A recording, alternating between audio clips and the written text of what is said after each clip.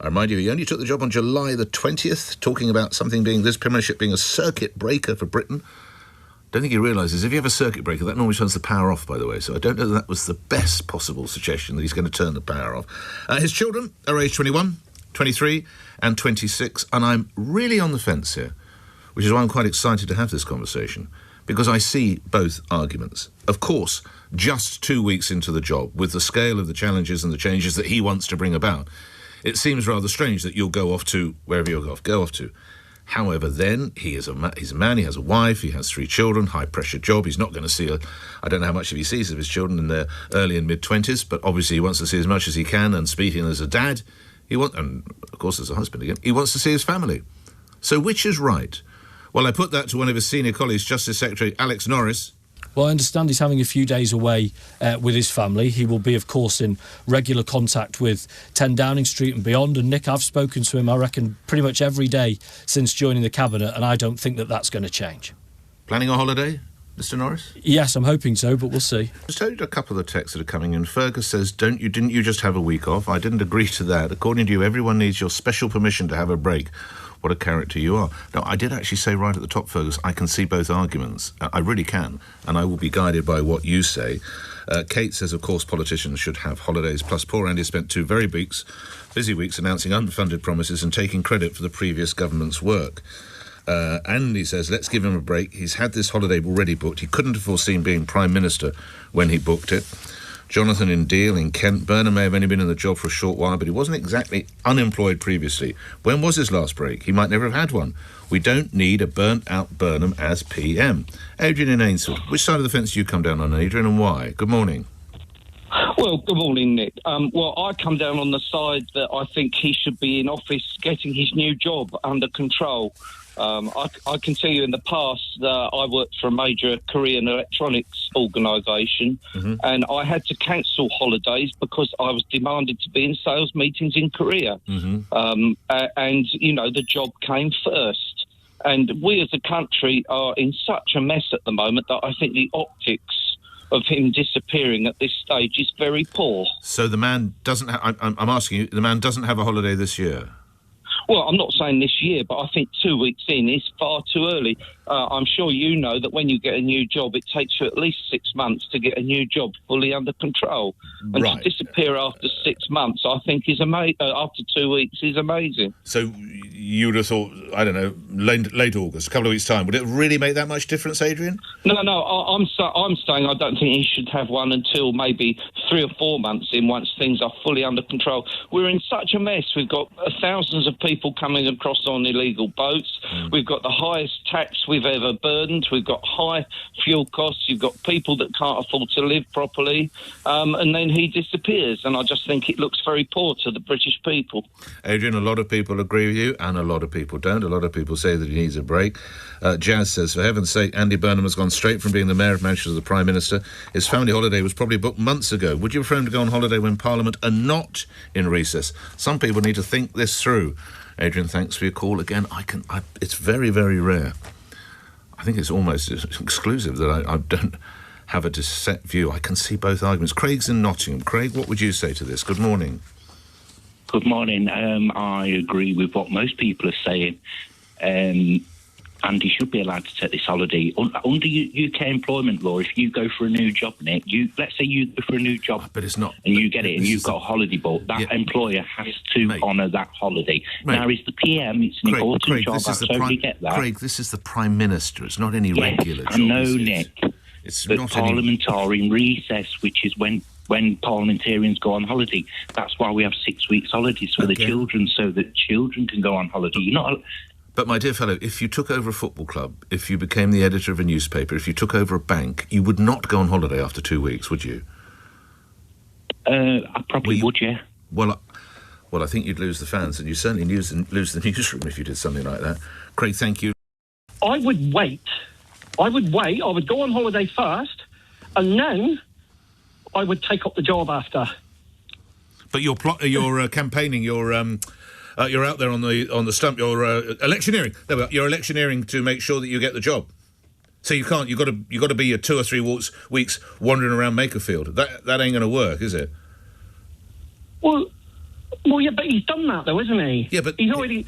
So he gets the Makerfield job, having campaigned and elected and he had successfully. The next day or 2 days later, I can't remember, he's in the House of Commons and then everything happens around him. He didn't have a choice, did he? What do you think, Paul? Well, yeah, he did have a choice. Yeah, you do. Everybody has a choice, don't they? If that was me, if I was looking to take a job, I would go on holiday first. Yeah, but I think, well, I've read what his team hoped was that Keir Starmer would stay as a sort of caretaker manager and take it to just before the party conference. That would have allowed Mr Burnham to go off with his wife and I assume his children or whatever the arrangements are. Sir Keir doing the timing the way Sir Keir did pulled that rug from under him. Do you see what I'm saying, Paul? And then he's left with a real problem. Yeah, but you're still left in the situation. Yeah, the country is in turmoil. I don't disagree. The country is in turmoil. Don't disagree. I don't understand. If that was me, I've attended quite a lot of interviews, Nick. Okay, and the first thing I am asked is have I got any holiday booked? That is the first thing I'm asked. And on one occasion, I was said, well, yeah, I'm going on holiday in a month's time, and I wasn't successful in that job interview, purely because of that reason. Paul, thank you. And I'm sorry that happened to you, but you should always be honest, of course. Bob in Bracknell, the Prime Minister should not be taking a holiday now. It's not as though his children are of school age. They can all reschedule their holidays to later in the year. Bob, there will always be crises. Always. And this is what I genuinely don't know. And it's the first time in a long time I can see both arguments. I just don't know which is right. Let's bring in my LBC colleague, Ali Mirage, Saturdays and Sundays from 12 noon. Joining me now. Difficult one, Ali, but where are you on this? Good morning. Morning, Nick. Look, I like Andy Burnham. He's a lovely, warm, down-to-earth, not overly rehearsed kind of guy. And look, I love a bloodless coup and find it exhausting as much as the next man. But come on, he's just got in. He's been waiting for this job for 25 years. He's got to hit the ground running. He's got to be seen to hit the ground running, Nick. He's only got 3 years to make an impression, and he absolutely has to deliver. Otherwise, he's not going to get re-elected. So I just don't think this was the right moment to do it. Yes, I understand he needs a break, but this is the moment he's been waiting for forever. You couldn't imagine Gordon Brown or Tony Blair taking a break in the first 100 days. I know they won an election at a different time of year, but come on, we're not French. We're not decamping to Nikki Beach and Saint-Tropez in August, never to be seen again for the month, are we? Of course, he will stay in contact. We have telephones and we have Zooms and we have everything else. Many would argue, Ali. We do, but can you imagine, Nick, a major investment bank being appointed as an advisor on a preemptive bid for a major FTSE 100 company, only to say, oh, thanks for the mandate, but no, there's no one around to execute it. We're off. We can't do the deal because we need a holiday. I mean, it sounds very public sector to me, Nick.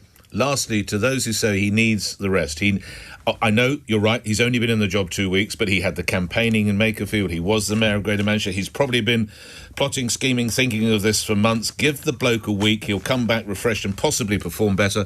Ali Mirage.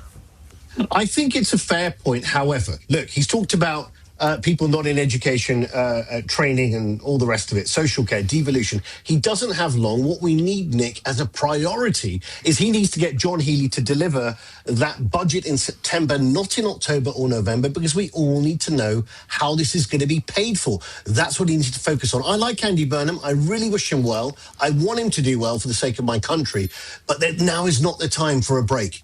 Ali Mirage, my LBC colleague, Saturdays and Sundays from 12 noon. Ali, thank you for that. There's never the right time for a Prime Minister. But where I would pick up with what Ali said, and I'm not familiar with being Prime Minister, but I'm familiar with being editors or running news organisations. If you suddenly became the editor of the Daily Mirror or the Daily Express or whatever it might be, it would be looked at very strangely if after 2 weeks you said, tell you what, folks, I'm off for a week. Well, hang on, you've only just...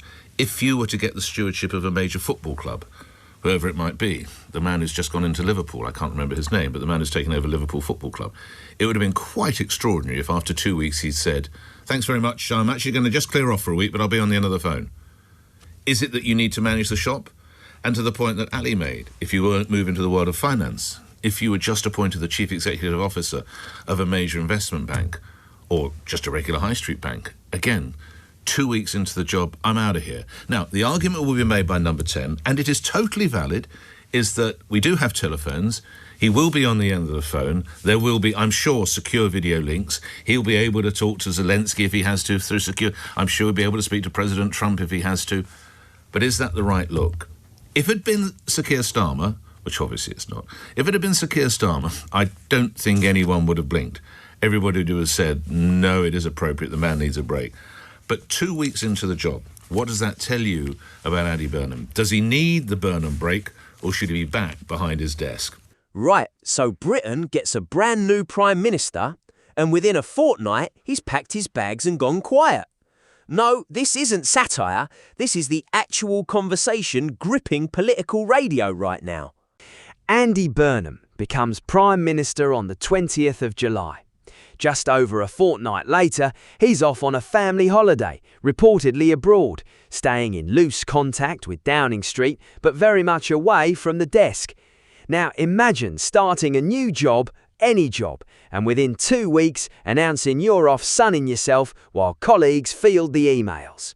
Awkward, right? Now multiply that awkwardness by an entire nation watching. Here's where the arguments start swinging. On one side, you've got the absolutely not mate camp. Callers pointing out the country's dealing with migration pressure, cost of living chaos and a looming budget. Their argument: new CEOs don't disappear after 14 days, so why should a Prime Minister? One radio colleague even reminded everyone that Blair and Brown never took breaks in their first 100 days. Burnham's waited 25 years for this seat, so surely he can wait a few more months for a tan. But flip the coin and the other side makes a surprisingly solid case. The holiday, apparently, was booked months before he even knew he'd become KM. Under normal employment rules, that leave gets on it, doesn't it? Even if you happen to become the most powerful person in the country in the meantime. Add to that, Parliament's in recess anyway, so it's hardly like he's leaving the building empty. And here's the kicker. He's walked straight from being Mayor of Manchester into number 10 without so much as a weekend off. Burnout isn't some abstract concern, it is very real and very expensive when it hits the top job. So, which is it? Poor judgment or perfectly reasonable self-preservation? That tension right there, is he burning out or stepping up, is really the whole story in one sentence. Because underneath the tabloid headlines, this is actually a much bigger question about leadership itself. Do we want robots who never blink, or humans who occasionally need a fortnight by a pool? Can modern governance with its Zoom calls and secure messaging apps function just fine with a PM who is present but not physically pacing the corridors of number 10? Whatever your take, one thing's certain. First impressions in politics stick fast, and they are being written right now in real time over a stack of postcards and one very controversial suitcase. Thanks so much for watching, and we will catch you in the next one.